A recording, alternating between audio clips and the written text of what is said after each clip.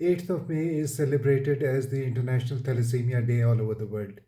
Thalassemia is a preventable blood disorder, but unfortunately in Pakistan, this blood disorder is not being prevented. We are supposed to be the largest thalassemia burdened country in the world. We do not know the exact numbers of the thalassemia major patients in the country because no baseline survey has ever been done in Pakistan. But it is believed that about 100,000 thalassemia major patients who are transfusion dependent exist in the country. This is a huge number, and every year it is believed that 5 to 6,000 new cases are being added in this number.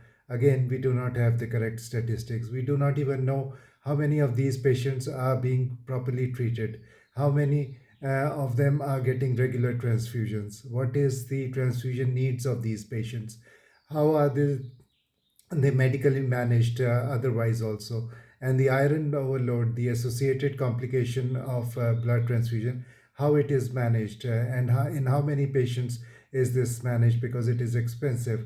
And as you grow old, the iron deposits in the vital organs present medical challenges, and we don't know how many of these patients are getting proper medical management. Actually, we do know how many of patients are being treated properly. Not many, I'm afraid.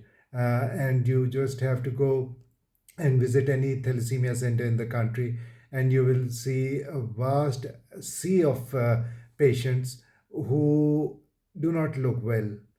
From a distance, you can recognize that they look sick, they are not healthy, they have very dark complexion, they have stunted growth, and they have typical thalassemia features.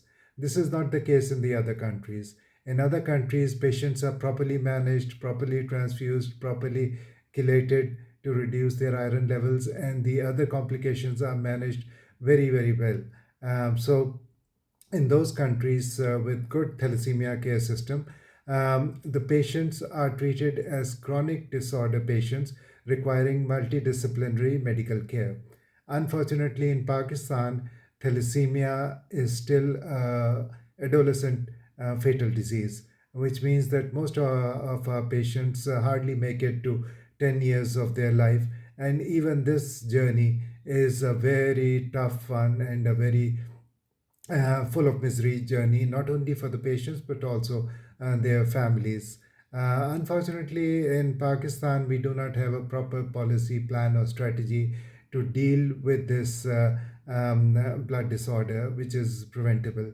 Our public and the stakeholders and the policymakers always come up with one solution, and that is to enact the legislation which mandates screening of the couple before getting married.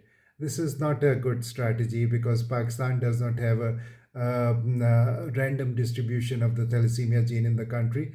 The thalassemia gene is mainly present in the affected community, and if you can just focus on the affected community and do extensive and extended family screening, then you can be able to fairly well control thalassemia in the country. And it is not even difficult to access these target cases, because every month, once or twice at least, twice or once at least, these patients come to you for blood transfusion, and they come with their family members.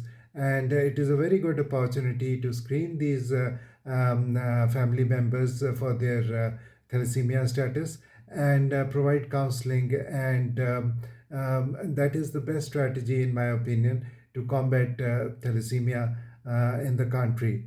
Unfortunately, this strategy is not being practiced very widely in the country. In most of the cases, the patients are just focused, and the care providers are also just focused on providing blood transfusion to these patients. And while without blood transfusion, and the patients cannot survive, but we have to keep in mind that the access to safe and efficacious blood is a challenge in the country, and especially for these patients who require transfusion once or twice, even in 1 month.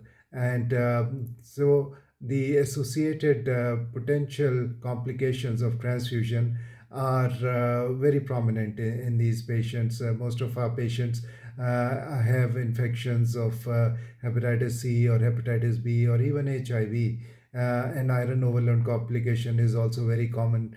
And as you grow old, as I said earlier, the iron gets deposited in vital organs and affects the normal functioning of and the body, and so they look unwell. They have toxic appearance. They are grey in complexion, and they are unable to function as a normal member of the society. And this is not the case in other countries because they are taken care of very well. So the need of the hour is that the government should focus on eliminating thalassemia from our society, as many other countries have done successfully.